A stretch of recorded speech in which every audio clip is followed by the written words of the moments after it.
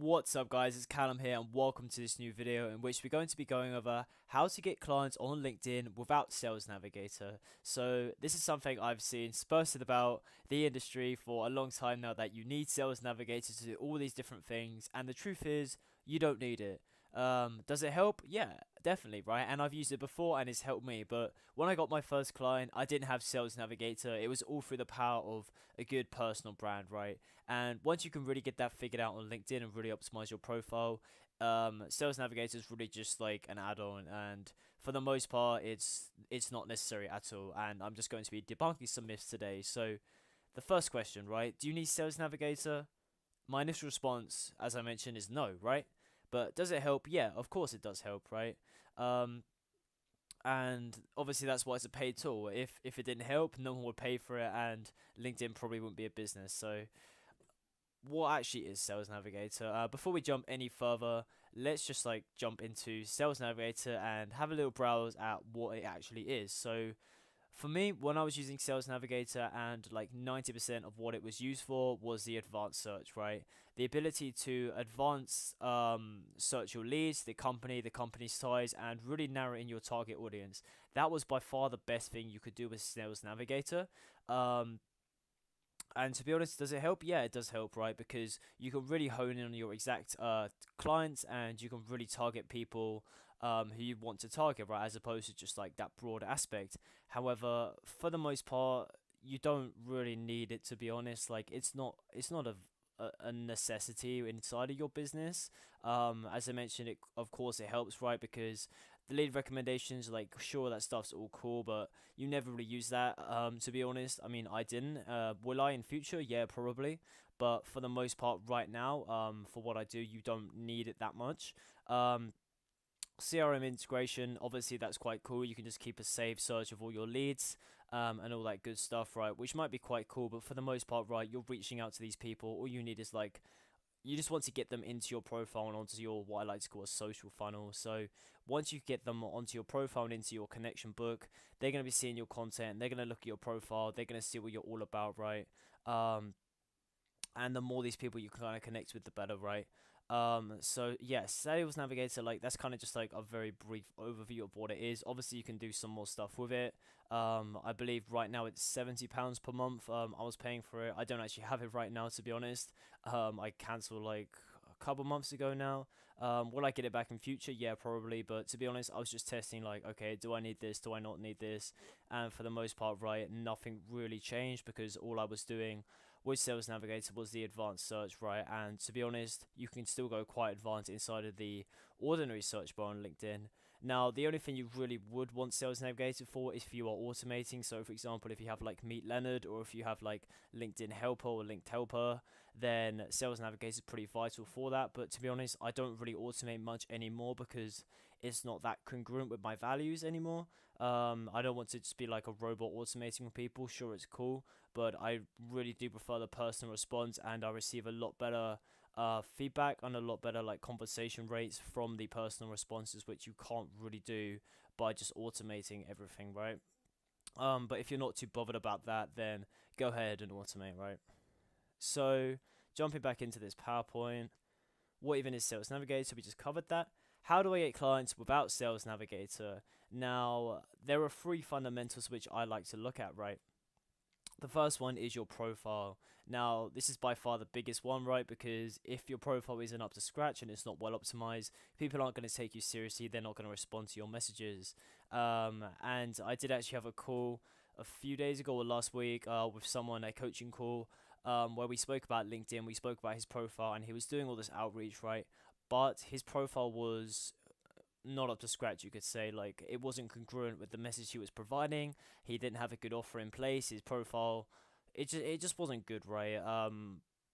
And like, to be honest, regardless of what you say to someone, if your profile doesn't look good, they're not going to take you seriously, right? Because at the end of the day, your profile is like, for me, I find it's like 90% of the responses you're going to get are from people that look at your profile, right? So regardless of the message you have, sorry if I'm coming across very confusing, but what I'm trying to say is, regardless of what you say to someone, they aren't going to take you seriously, and they're not going to respond if your profile isn't congruent with the values inside of that message. So Following this short checklist, right, I want to ask yourself these questions. So, firstly, do you have a niche market in mind with a clearly defined problem? If you answered no, then go ahead and figure this out, right? Because LinkedIn's not going to work unless you figure this one out. Second, are they even on LinkedIn, right? Now, LinkedIn's a very B2B platform. You're going to find business owners, right? It's not going to be a place for consumers for the most part.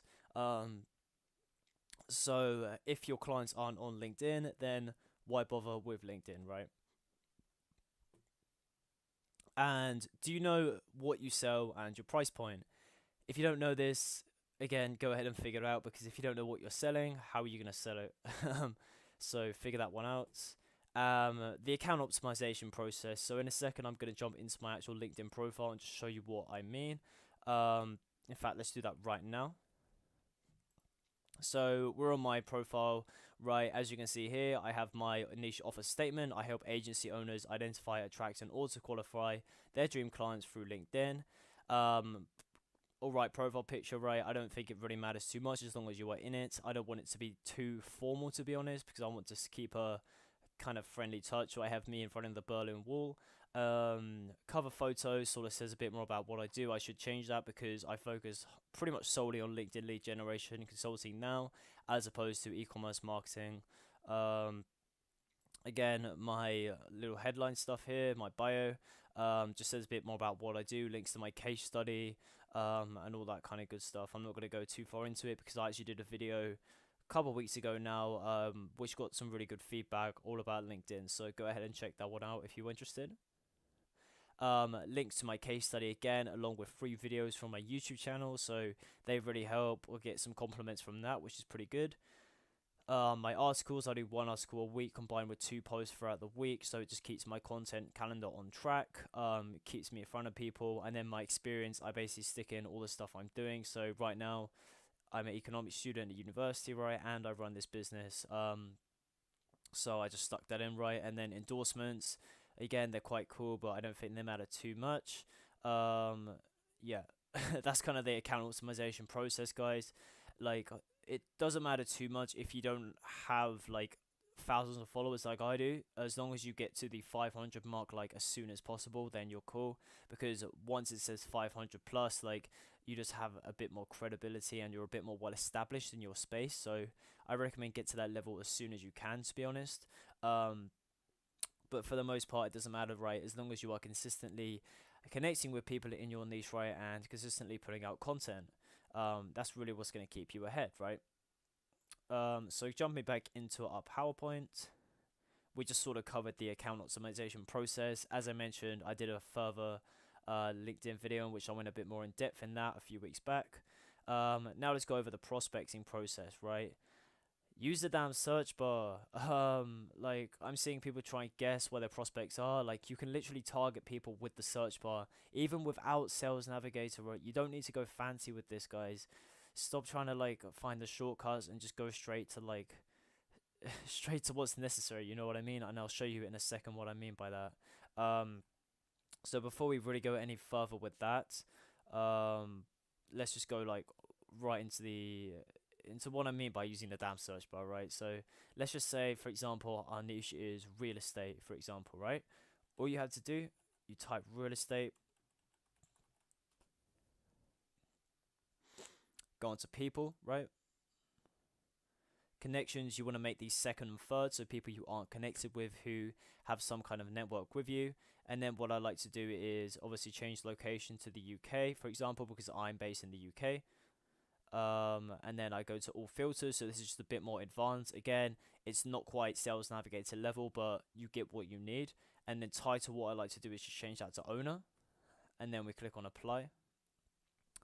And right now, right, we're basically given a list of real estate company owners in the UK, right?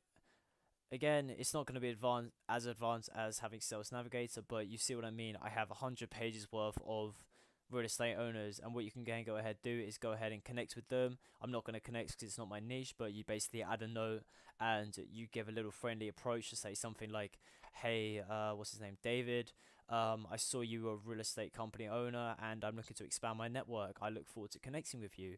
And then you send the invitation, right? And then he'll see it, he'll be like, oh, cool.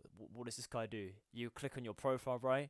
Assuming you've done the previous step, your profile's looking all up to the scratch. He's going to be like, well, damn, this guy knows exactly what my problem is. He might be able to help me. And then when you follow up with him, you'll easily be able to get that phone meeting, right? Because your profile is well optimized, you know what you're doing, and you sent that little personal message, right? Big value stack there, guys. So go ahead, like this video, subscribe if you haven't already, and I'll be sure to drop some more stuff like this. So jumping back into this PowerPoint, once we start prospecting, once we get some people on our LinkedIn list, then the outreach process. Now I have two big tips for you in terms of outreach, right?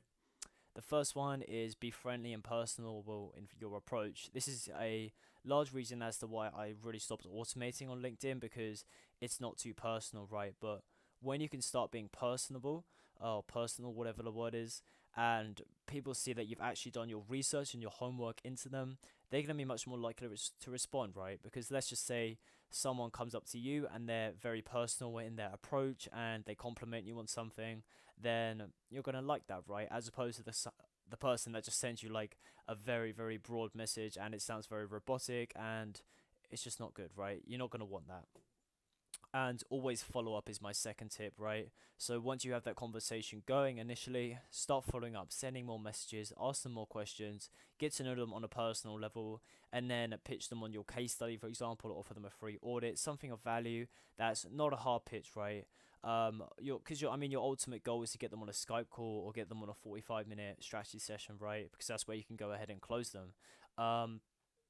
So yeah, guys, that is the bulk of this video, how to get clients on LinkedIn without Sales Navigator.